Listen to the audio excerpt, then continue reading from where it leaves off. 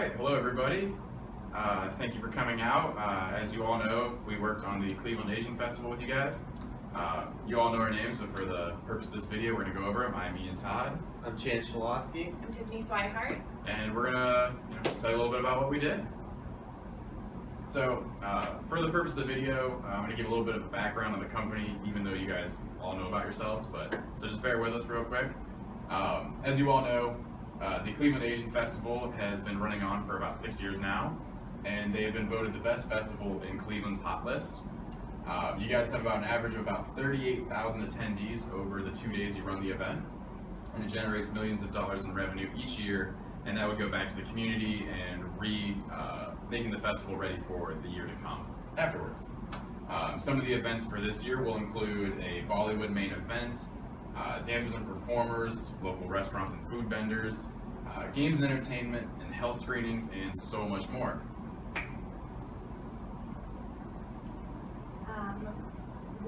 When we were discussing the organization, we thought it would be beneficial to give a brief SWOT analysis in order to identify some of the strengths, weaknesses, opportunities, and challenges that the festival faces. Starting off with some of the strengths, we identified that there are a lot of local affiliations and connections that really benefit the festival. For example, Global Cleveland will be doing surveying at the event, as well as volunteers for Global Cleveland have a heavy hand in the volunteering for the festival. Different universities have been very beneficial, Case Western and Cleveland State, and professional groups are very involved as well.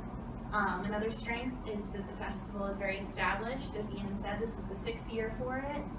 There's a lot of revenue to be seen, as well as it is award-winning. The Asian community in Cleveland is a very tight-knit community. This creates an ease of communication and networking as far as building a volunteer base and giving a smooth action to creating the festival. Some of the weaknesses that we've identified are that it is a nonprofit organization, which means that there is a high time commitment in order to make sure that things run smoothly, and there is no pay to the volunteers. This means that there's a possibility that deadlines can be behind schedule, as we've seen a little bit. Canceled meetings aren't that big of a deal,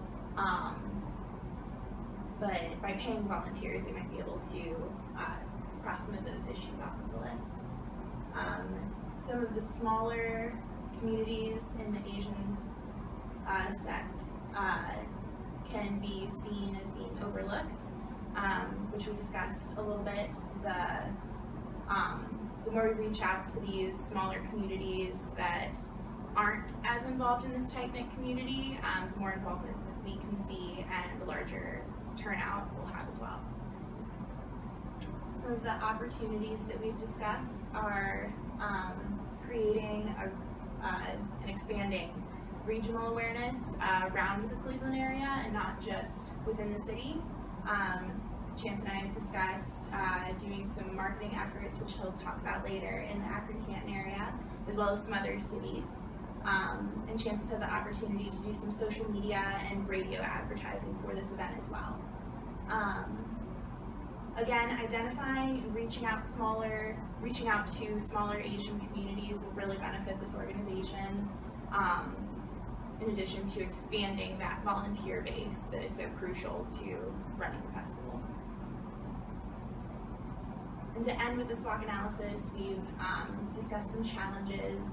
When we're expanding to the Akron-Canton area, there is a distance issue that should be discussed.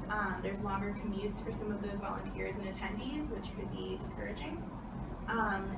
Keeping a high turnout is very important. We've noticed in the data that we have that attendance has leveled off for the last couple of years, and we would like to find ways to increase that and identify solutions to that, as well as maintaining those connections for volunteers year to year so that we have a large pool to pull from when we need to be staffing the different areas and continuing with outreach. Next, I'm going to discuss our roles. As a group, we mainly focused on worked with the marketing and volunteer committee. We mainly focused on the volunteer outreach, reaching out to local universities, high schools, churches, and professional groups in the Akron-Canton, some Cleveland area. Our goal with this was to obviously gain volunteers. The next, we focused with marketing and advertising for this event. Our goal was to create awareness in the Akron-Canton area, and we did this. We created an outreach flyer. We utilized social media, and then reaching out to professional groups to help use some of their channels to reach the communities. And then also a form of like guerrilla marketing. We have posters coming, and then also we utilized just really getting out there and telling people about the event. The next big task we were faced with was confirming and just organizing the volunteers, making sure that they understood their role and position within the event. And finally, we have, in the upcoming weeks, we have our continued involvement with our volunteer orientation. Also, at the event, we'll be taking videos, photos, and collecting creative marketing data. And then really just general management at the event, making sure that volunteers know what they're supposed to do, where they're supposed to be, and aiding in these committees with the event. From this, working with the Cleveland Asian Festival, we feel that we've really gained a multicultural experience, and it's really changed our perspective on things. First, we learned that when dealing as an outsider, dealing with a different community from a different culture, we kind of had some difficulties breaking through, connecting with these groups because they weren't familiar or comfortable with us. We had trouble gaining some volunteers from this. Next, it was interesting to learn about the poster design. When it was first created, there was 4 boats on the poster. In one of the slides there's a poster, but there were 4 boats, and this was interesting because it was somewhat of an oversight, because in some of the Asian cultures, the number 4 is looked at as the number of deaths, so obviously that had to be altered, and a few boats were added. And then it was just a great experience from a multicultural perspective. We've gained a lot of professional connections, and then we've gained a great multicultural perspective, we really feel. All right, so in the end, we had some very good results, and as you all know, some of these results are still in progress, but the progress we've had on them has been very promising, and we're seeing a really good outreach and replies from the community and the volunteers we're trying to confirm. But to start it all off, we reached the volunteer quota. We have enough of the volunteers, and we hit our mark for what we needed to get, which is absolutely fantastic.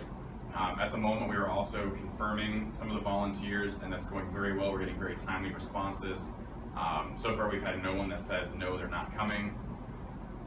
We have increased awareness into the Akron-Canton area, along with finding new outlets, such as the Korean, some Vietnamese communities and churches that have not heard of this before. So we've created new outlets that could also bring in new attendees for years to come. We have worked cohesively in a multicultural environment, which I know I've enjoyed, and I can speak for both of them too as well, that we've all enjoyed it and gained some experience, as Chance had said. And lastly, we managed and organized the volunteers effectively for the ones that have been given to us. So at this point, questions? Yes? Do you have any suggestions for increasing or growing the number of attendees in the future years?